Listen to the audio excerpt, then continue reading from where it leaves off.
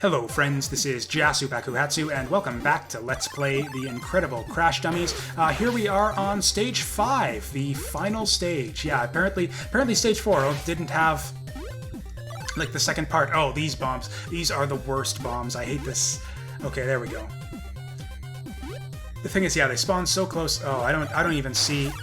Okay, they come in so fast and such awkward angles. It's like really difficult to avoid getting your head blown off by those things.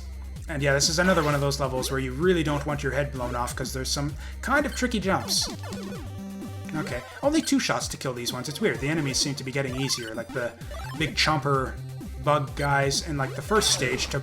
Damn. Oh well, there's the shoot. Oh, I hate when they do that. They got like the head in midair where you're like gonna switch your direct... It's like in the middle of, like, switch your controls mid-jump. That's terrible.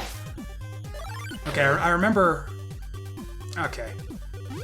I remember very little of this level, actually. Like I said, I've only actually beaten this game, like, a few times, I think.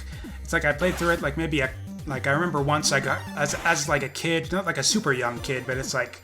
back before right when I was about to sell all of my old consoles to get money to get myself a PS1, I went back and I replayed like pretty much every game in my collection, and then I went back and that was when I actually finally beat Incredible Crash Dummies. Was back in, like, I guess it would have been, yeah, the summer of 1996 or 97, I think.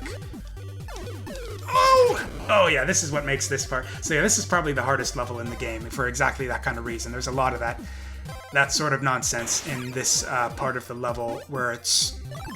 Yeah, it's just like the big gooey death pits everywhere, and any enemy you hit on the little platforms is gonna kill you. So it's like a big contrast to the rest of the game where it's like you've got so much health, it's like you don't even need to worry most of the time, just because you can take like, what, 6 hits, and the hits aren't... It's like there aren't even like 6 enemies in some of the earlier levels. It's like, how are you gonna take 6 damage? But yeah, in these final level, it's like instant death, or yeah, these last 2 levels, it's just like instant death hits anywhere, and a hit at the wrong time just kills you instantly.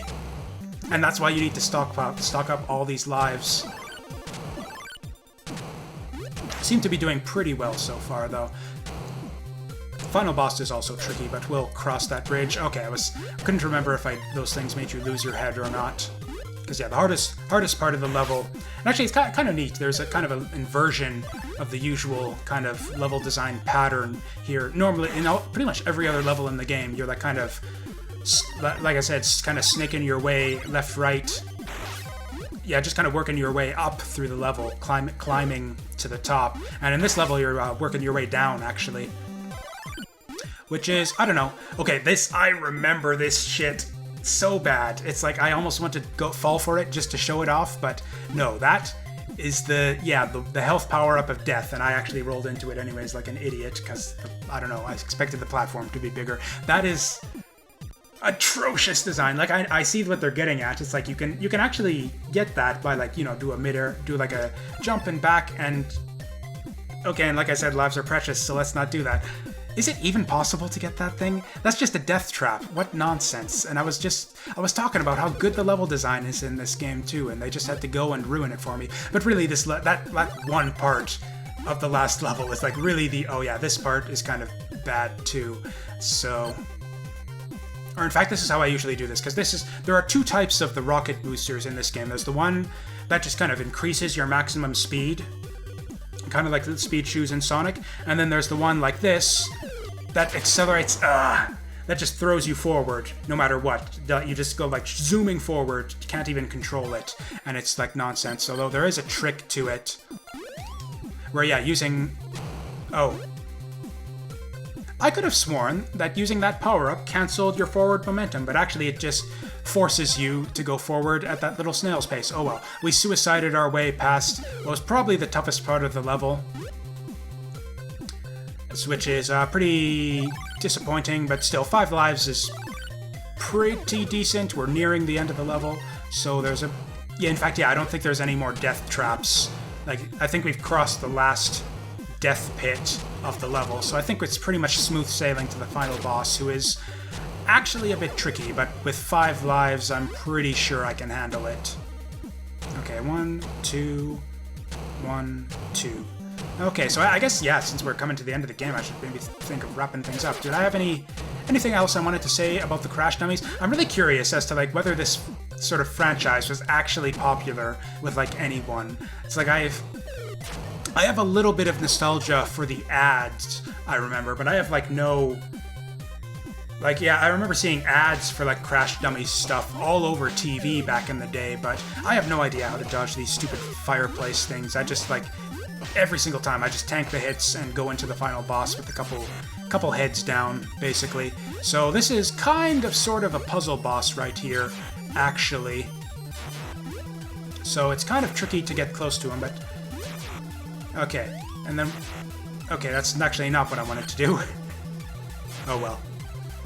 So there's a trick to this guy, actually, where you want to...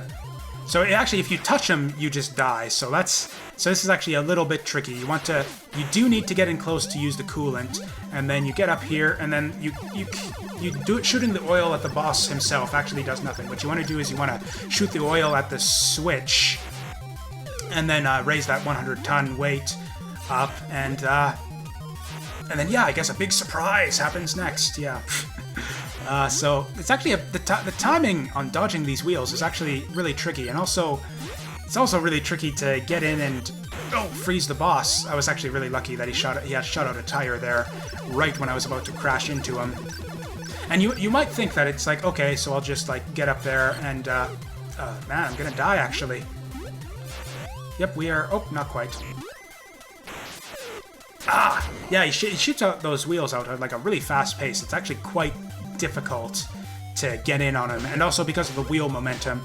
At least I could be mistaken, but I'm pretty sure that actually touching the boss himself is instant death, so it's very tricky to get in close to hit him with the coolant. Like, you might think, oh, let's just sit up there and don't even worry about freezing him, but like he goes crazy with the tires, with the tire shooting if you wait up there too long. So yeah, you really do need to do this kind of hit and run style tactic where you're like hit. Yeah, there's not really, because yeah, he shoots the tires like right at you. There's no good angle to get away from those. And actually, if I'm not careful, I'm actually gonna game over here, which is, there are no continues in this game. So like when I say like a couple attempts, I don't mean like I spent a couple credits. I mean that like it took me a couple tries, like I game overed on the final boss, and I went through the whole game to try and actually beat it. So yeah, really, really important that we don't screw things up this time.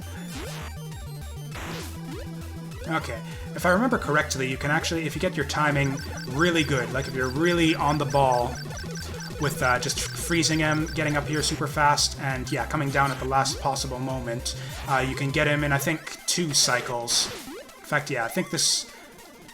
Ah, damn, I missed my jump. In fact, yeah, let's just camp him. Does that actually reset it, or do I have to wait for him? Okay, there we go. Yeah, this should get him.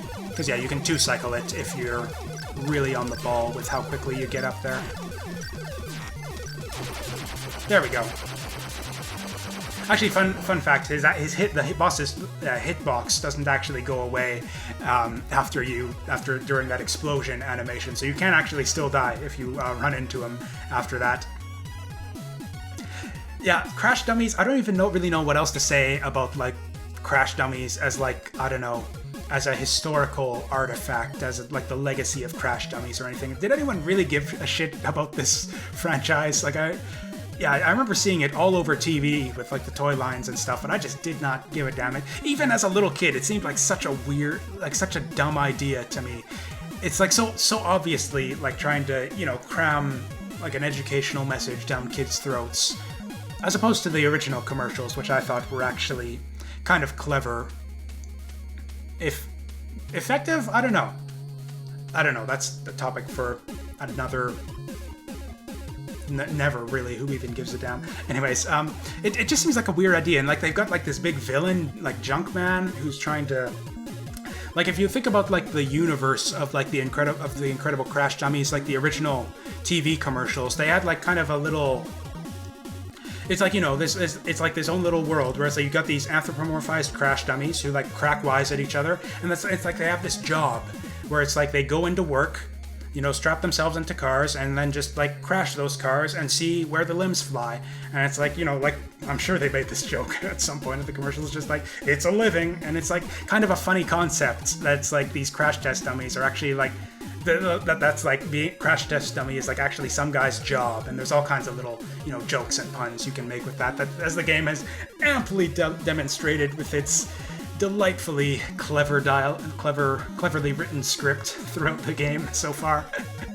If I remember correctly, that I'm pretty sure the original commercials were written a little bit better than the game is here, but so I don't know, it actually kind of made sense. It was kind of like you can see what they were going for. It's a clever little idea, and then it's like they decide, oh, we'll make it into a toy line and have like an expanded Crash Dummies universe with all these characters, and they're like, there's Junkman, who's trying to, I don't know exactly, how is he a villain? What are his goals? I don't know. Apparently to strap a midget into a little rocket thing. I guarantee you that this little thing with the button we're about to press was a toy that you could buy as well. Oh, the dialogue, the text boxes in this game scroll so slowly. In fact, that's probably the second biggest complaint I'd have for the game, other than I don't even know what the first one would be. I've kind of had a few mild complaints. In fact, yeah, slow, very, very slow text boxes are number one complaint with this game, I think. Oh, Larry. I'm gonna say that this one is Larry. He looks like a Larry. Yeah, the guy with the little strut the little power strut walking animation. He's definitely a Vince, I'd say. I think that's probably like the 5th or 6th time they use like, what am I? Some kind, or it's go in the hole, you dummy. Do I look like some kind of dummy? What does he think we are? A couple of dummies? That's like, ugh. It's okay. It's fine. We get it. You're dummies. Anyways, I don't know, Crash Dummies. Such a weird concept, but they made a good video game out of it, at least. And I was trying to research the company. I don't think they did really anything else of note that I remember looking through their list of games, and it's like, oh, I haven't heard of any of these, and they look kind of garbage. I mean, that's a bit harsh, but like I don't think this company ever did anything of note, which is a bit of a shame, because there's obviously like talent in whatever company made this game. It's like it's fantastic. In fact, I bet that the composer is somebody. In fact, I bet you, or it could just be an obscure guy. I don't know. In fact, yeah. Okay, I'm actually having to scroll past these. Paul Murray, James Clark. Holy shit, Jeff Folan. I knew. Okay, I should have known that too, because this actually sounds like a. So yeah, Jeff, and I think it's Jeff and Tim Folan, the Folan brothers, was it? Or maybe I'm confused. No, I think I'm confused. Or is it a different person? I remember Folan as a last name of someone who's like a significant game music person. I think, yeah, Folan did I don't know, someone with the last name Folan did the music for Plock, which was one of like the best game soundtracks of all time, I think. And Plock and, oh yeah, Silver Surfer for the NES was also a Folan, possibly the same one. Yeah, I think these are all by the same guy. Yeah, Jeff Folan. I don't know, I get the feeling that they were brothers, though, like Jeff and someone Folan or something. I don't know. Anyways, yeah, I'm pretty sure this is the same music guy who did Silver Surfer or Plock. And, oh wow, yeah, that was, oh wow, super impressive that they made this game on that. What was that, 3 dudes made this game? So yeah, hell of a good effort, considering, wow, those guys must have worked their asses off on, yeah, it's like, yeah, cynical, like, toy license tie-in. So yeah, kudos to everyone involved in this. This is, I'm even more super impressed that this game turned out as good as it did. It's like what the Crash Dummies Corporation farmed this out to like some shitty little 3-person studio, and it's like they deliver a game of this quality. It's like, oh, fantastic. Yeah, it's a nice little game. I still like it. Still play it from time to time. Yeah, I hope you guys enjoyed it. It's yeah, been a fun little trip down memory lane for me. And yeah, with that, I guess we're going to wrap things up. As ever, I thank you all for watching, and I'll see you guys next game.